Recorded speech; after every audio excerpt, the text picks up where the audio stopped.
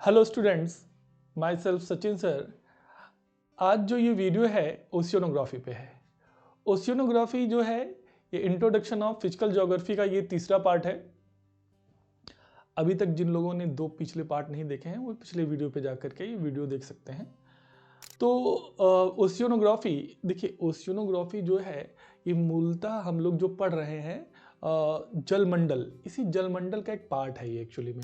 लेकिन हम लोग इसको ओशियोनोग्राफी में ही क्यों पढ़ते हैं?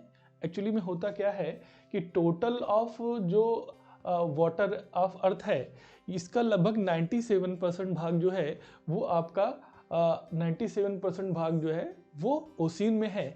इसीलिए हम इसको ओशियोनोग्राफी कहते हैं। और लगभग बाकी जो इसका रिमेनिंग पार्ट है लगभग 3% वो फ्रेश वाटर है जो कि हमारे अर्थ पर मौजूद है, जिसे हम लोग यूटिलाइज करते हैं। बाकी जो 97% भाग है वो आपका ओशियन में है, इसीलिए इसको हम लोग ओशियोनोग्राफी कहते हैं। अब बात आती है कि हमको ओशियोनोग्राफी में पढ़ना क्या है। अब ओशियोनोग्राफी में हम पढ़ते हैं इसकी प्रॉपर्टीज।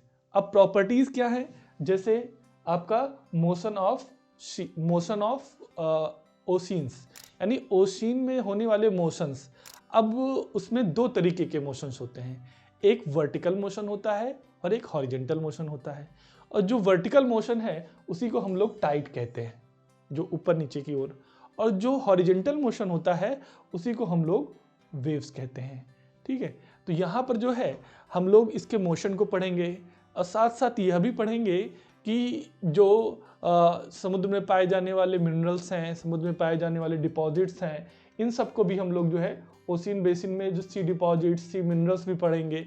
साथ साथ topography of basins, ocean basin यानी जो समुद्री नितल या जो समुद्री बेसिन में पाए जाने वाली जो टोपोग्राफी, इन द सेंस इसको कह सकते हैं कॉन्टिनेंटल शेल्फ, आप जो है इसमें रिज होते हैं, यानी कई तरीके की टोपोग्राफी पाई जाती हैं इसमें। तो वो सब हम इसमें पढ़ते हैं और ये देखने की कोशिश करते हैं कि कौन कौन सी प्रॉपर्टीज ओशियन में इनबिल्ट हैं। ठीक है, तो ये जो है हमारा ओशियोनोग्राफी का पार्ट रहा है और इसको आप एक पिक्चर से अच्छे तरीके से समझ सकते हैं। तो जो मैंने ओशियन बेसिन की बात की, इस पिक्चर में बहुत अच्छी तरीके से इस चीज़ों को विजुलाइज किया गया है। अपने स्क्रीन पे आप देखेंगे जैसे कॉन्टिनेंट शेल्फ है। जैसे ही हम जब अर्थ सरफेस से हम समुद्र में प्रवेश करते हैं तो सबसे पहले आपको कॉन्टिनेंटल शेल्फ मिलेगा, फिर उसके बाद कॉन्टिनेंटल स्लोप मिलेगा, फिर उसके बाद जो है आपको प्लेन मिलेगा, और प्लेन के बाद फिर सी माउंट, मतलब जो है समुद्र में के अंदर जो पर्वत होते हैं वो मिलेंगे। फिर ये डीप मिलेगा, ये आपका ट्रेंच है, ये खाई है। और इसके बाद जो है वॉल्केनिक आइसलैंड, यानी जो समुद्र, इसी को रिज बोलते हैं जब ये समुद्र के अंदर होता है, और जब ऊपर बढ़ जाता है तो इसको आइलैंड के रूप में ये दिखाई देने लगता है।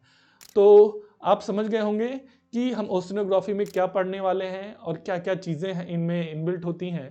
तो मेरा ये प्रयास था कि आप चीज़ों को विजुलाइज कर सकें, देख सकें, तो साथ साथ अपने नॉलेज को आप समझ सकते हैं अच्छी तरीके से। आई होप इस वीडियो में आपने चीज़ें अच्छे से समझी होगी। इसका जो लास्ट पार्ट है वो बायोज्योग्राफी पे है, जो कि हम लोग नेक्स्ट वीडियो में देखेंगे। तो थैंक्स फॉर वॉचिंग।